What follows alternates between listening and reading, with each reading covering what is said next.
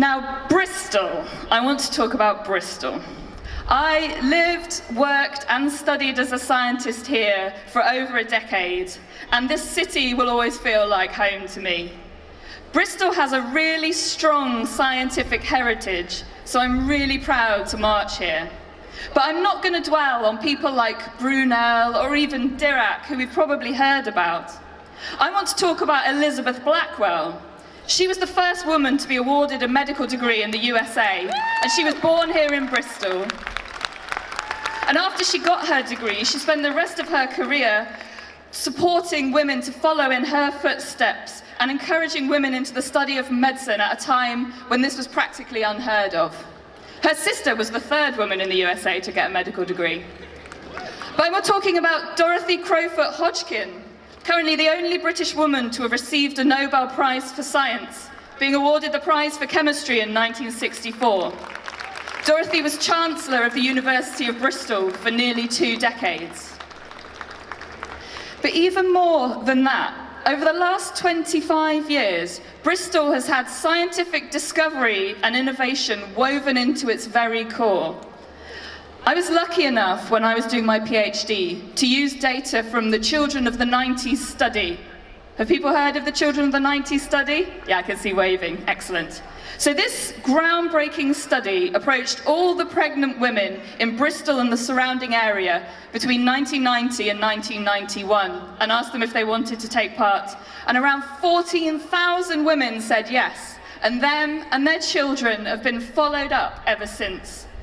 Data collected on these generous individuals includes, amongst many other things, personality measures, questionnaires, interviews, bone density, hair samples, blood, sweat, and tears. That may be a slight exaggeration. But there are even buckets of placentas stored in formaldehyde in a warehouse in Somerset. And the data has been used by hundreds of scientists all over the world to investigate health. And the people of Bristol have almost certainly been responsible for saving or improving the lives of children and adults around the world. And that is something Bristol can be so proud of.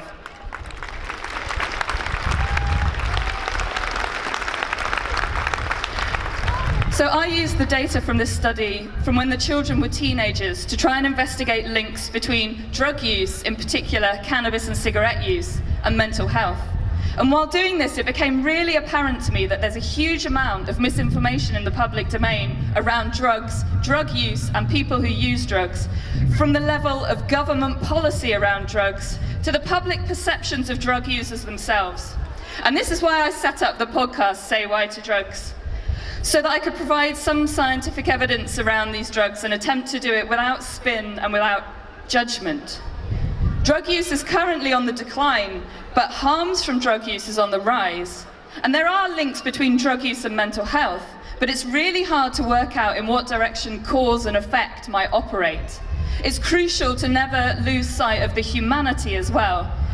It may be people who have very little support who find themselves in these situations, and they might want and need help and support rather than condemnation or judgment. I was extremely proud to live in Bristol. It's a city that, despite, or maybe even because of its dark history involving the slave trade, in modern times supports and embraces its multiculturality and diversity.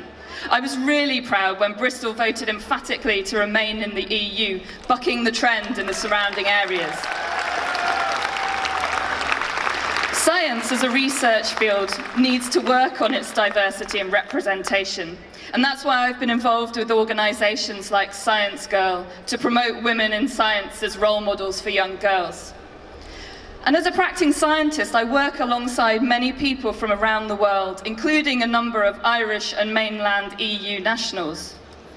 Scientific collaboration across borders is essential to scientific progress and discovery.